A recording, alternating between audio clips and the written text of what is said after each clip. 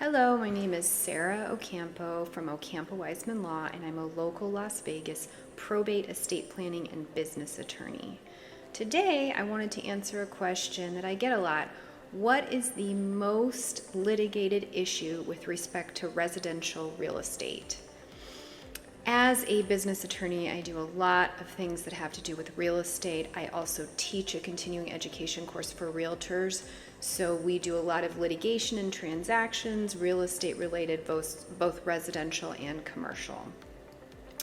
The most litigated or the most important issue that comes up when you're talking about buying a residence, a personal residence, meaning a house for you and or your family, is the seller's real property disclosure. So what does that mean? That means I get people that have purchased a home, a resale home to be clear, not a new build, have purchased a resale home, and they call me because after the purchase they realize that there's a leak. Maybe there's a plumbing leak, there's a roof leak, there's something wrong with the property that the seller did not disclose to them.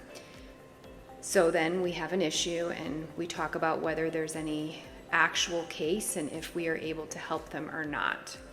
When you purchase a residential property, there is a required form, if you're the seller, called a seller's real property disclosure form, SRPD. That's the acronym.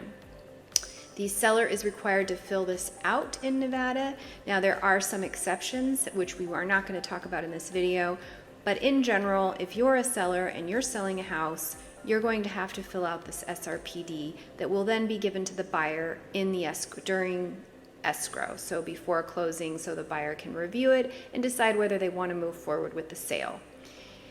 Sometimes sellers fail to disclose problems with the property, which they should do via the SRPD. If this happens, then they are in breach, right? They didn't disclose, there was a failure to disclose, and the buyer may have a claim against them after the closing. So after the buyer purchases the property and they find out that there's been a failure to disclose, that's when I usually get the call, and then we figure out if it's worth pursuing. If you want to talk more about this or anything else related to real estate, business, probate, or estate planning, please feel free to give our office a call. We offer complimentary phone consults for 15 minutes that you can schedule online, or you can schedule by calling our office and talking to our receptionist.